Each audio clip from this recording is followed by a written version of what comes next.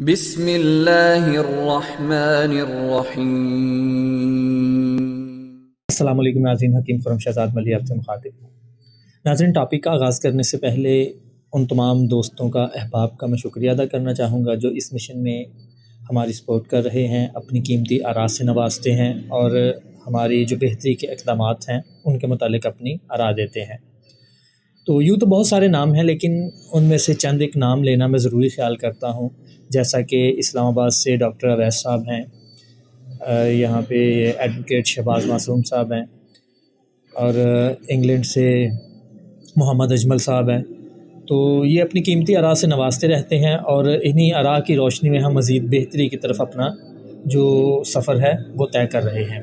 कि इस एक वीडियो में हम वो तमाम चीज़ें डिस्कस करना चाह रहे हैं कि ये एक वीडियो अगर आप देख लेते हैं तो आपको फुलबेरी के बारे में ना तो जहन में कोई सवाल बचना चाहिए और ना ही किसी और वीडियो को देखने की ज़रूरत महसूस होनी चाहिए। इस बात को मद्देनज़र रखते हुए हमने ये वीडियो मुकम्मल तफसील के साथ करने का फ़ैसला किया है। यूँ तो हम एक सीरीज़ कर चुके थे इस बारे में और तमाम सवालात के जवाबात हम दे चुके थे, लेकिन ये एक वीडियो में कोशिश करेंगे कि हर चीज़ समझी जा सके, उसके बाद आपको कोई तशनगी बाकी ना रहे। तो आज के जो टॉपिक्स हैं वो कुछ यूँ होंगे कि फुलबेरी क्या है, फुलबेरी डायग्नोज़ किस तरह की जा सकती है, फुलबेरी होती क्यों है, इसका इलाज कैसे किया जा सकता है और दौरान इलाज इसका परहेज़ क्या क्या होना चाहिए। तो इन तमाम सवालात के जवाबात हम इस वीडियो में देंगे। सबसे पहले बात कर लेते हैं कि फुलबेरी होती क्या है। तो जैसा कि आप ये तस्वीर में देख रहे हैं, तो इसको देखने से आपको अंदाज़ा हो जाएगा कि फुलबेरी स्किन की एक ऐसी कंडीशन का नाम है जिसमें वाइट पैचेस आपकी स्किन पे नमूदार होना शुरू हो जाते हैं। बहुत सारे डॉक्टर्स और हुक्मा इसको बीमारी ख्याल नहीं करते, क्योंकि ये किसी किस्म का कोई आपके जो डेली वर्किंग है, रूटीन है, उसमें तातुल पैदा नहीं करती। इसको बीमारी नहीं समझते, इसको एक हालत का नाम दिया गया है। फुलबेरी एक जल्दी हालत का नाम है जिसमें वाइट पैचेस जो हैं वो नमूदार होना शुरू हो जाते हैं। कुछ लोगों में इनका कलर वाइट होता है और कुछ में इनका कलर पिंक होता है। ये आगे जाके हम इसको मज़ीद ब्रीफ़ करेंगे कि ये क्यों होता है। और रफ्ता रफ्ता ये जो पैचेस हैं वो फैलते चले जाते हैं और एक वक्त आता है कि ये तकरीबन 80-70% बॉडी और कुछ लोगों में 100% बॉडी को कवर कर जाते हैं, यानी सारा जिस्म सफ़ेद हो जाता है।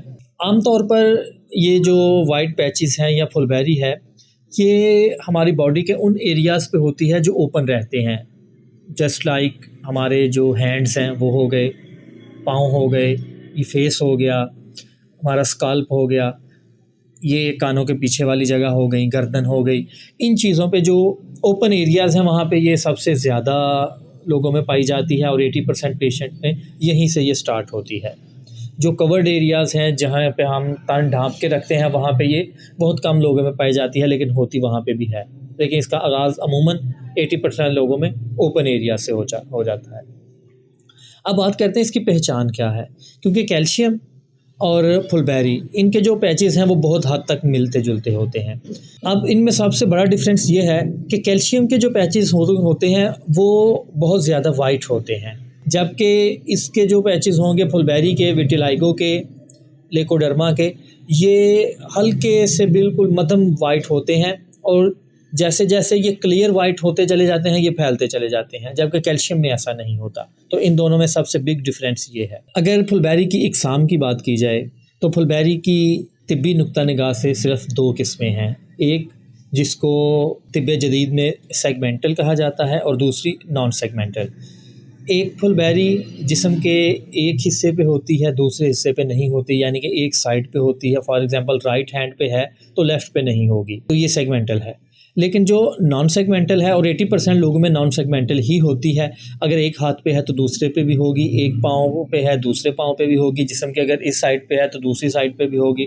ये अमूमन 80% जो लोग हैं उनमें यही नॉन सेगमेंटल फुलबेरी ही होती है। तो यहाँ पे एक चीज़ की वजाहत करना चाहूँगा कि कुछ लोग कहते हैं कि ये पानी वाली फुलबेरी है और ये खून वाली फुलबेरी है। तो फुलबेरी ना पानी वाली होती है ना खून वाली होती है, फुलबेरी जस्ट फुलबेरी ही होती है, ये वाइट पैचेस ही होते हैं। अब सवाल जहन में ये आता है कि अगर ये वाइट पैचेस ही होते हैं तो फिर कुछ लोगों में ये पिंक क्यों होते हैं। जैसा मैं पहले बता रहा था कि इसको मैं ब्रीफ करूँगा, तो पिंक इसलिए होते हैं कि ऐसे एरियाज़ पे जो पैच होंगे जिसके नीचे से खून की वेसल्स गुजर रही हैं, तो वहाँ पे इसका जो कलर है वो पिंक नज़र आएगा, और जहाँ पे नीचे खून की वेसल्स नहीं होंगी वहाँ पे ये वाइट पे और वाइट पैचेस नज़र आते हैं। सो ये इस वजह से दो रंगों में पाई जाती है, लेकिन ये कोई थ्योरी नहीं है कि ये पानी वाली है, ये खून वाली है। तो ये मेरे ख़्याल में वैसे ही एक जो जिस तरह पैदल ख़बरें होती हैं उसी तरह ये सीना गज़र चलते रहते हैं। और ये तब की बातें हैं जब तिब्बे जदीद में लोगों को ये इतना शऊर नहीं था, ये जदीद रिसर्च लोगों तक नहीं पहुंच रही थी, लेकिन अब ऐसा कोई कॉन्सेप्ट नहीं है। सो ये बात बिल्कुल हमारे नज़दीक बेबुनियाद है। फुलबेरी जस्ट फुलबेरी ही होती है, ये खून वाली पानी वाली कोई चक्कर नहीं है।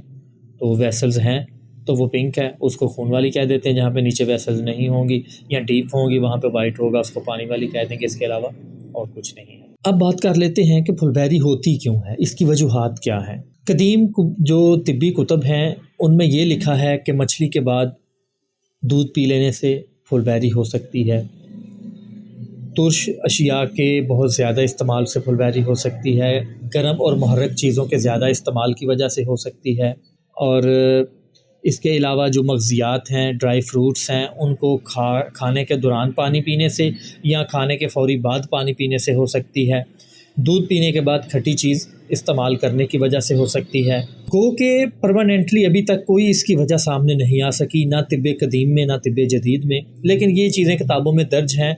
मे बी किसी मरीज़ में ये एक अलामत की वजह से हुई हो, किसी एक सबब की वजह से हुई हो, तो उसको रकम कर लिया गया।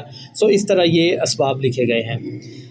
और एक जगह हज़रत उमर फ़ारूक रज़ियल्लाहु ताला अन्हु से मनसूब करके एक रवायत भी बयान की गई कि जो पानी धूप में पड़ा रहता है और गर्म हो जाता है उसको पीने से भी फुलबेरी होती है।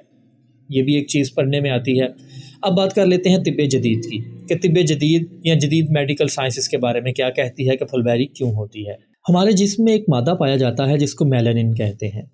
ये बालों की ग्रोथ करता है और हमारे जो स्किन है इसकी पिगमेंटेशन करता है, यानी इसको रंग मुहैया करता है। तो किसी वजह से ये मेलानिन बनना बंद हो जाता है। ये क्यों बंद हो जाता है इसकी वजह तो अभी तक सामने नहीं आ सकी, लेकिन ये बनना बंद होता है तो वाइट पैचेस फैलना शुरू हो जाते हैं और यूँ फुलबेरी जन्म लेती है। मेलानोसाइट्स जो हैं वो मेलानिन पैदा करते हैं, और जदीद तिब यहाँ तक पहुँची है कि हमारा जो इम्यून सिस्टम है जिसने बैरूनी हमला आवरों के ख़िलाफ़ लड़ना होता है वो अपने ही जिस्म के ख़िलाफ़ ऐलान जंग कर देता है, यानी कि वो ऑटो पायलट पे चला जाता है और ख़ुदकार तरीके से ख़ुद ही अपने ही डिफेंस सिस्टम को कमज़ोर करना शुरू कर देता है, अपने ही खुलियात पे अटैक कर देता है।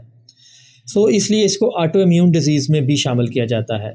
जिस तरह सोराइसिस को, जिस तरह ज़ियाबतीस को ऑटो इम्यून डिज़ीज़ में शुमार किया जाता है, इसी तरह विटिलाइगो को भी ऑटो इम्यून डिज़ीज़ में शुमार किया जाता है, क्योंकि ये उन खलियात पे अटैक कर देता है जिन्होंने मेलानिन पैदा करना होता है।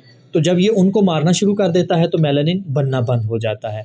अब ये उनको क्यों मारना शुरू करता है, ये ऑटो इम्यून सिस्टम क्यों इस तरह रिएक्ट करना शुरू कर देता है, ख़ुदकार तरीके से अपने ही खलियात पे हमला क्यों करता है, इसके बारे में जदीद साइंस भी खामोश है। अभी तक इसके बारे में कोई हतमी राय सामने नहीं आ सकी कि ऐसा क्यों होता है, लेकिन जदीद साइंस यहाँ तक पहुँची है कि अपना ही इम्यून सिस्टम जो है वो अपने ही खलियात पे अटैक शुरू कर देता है।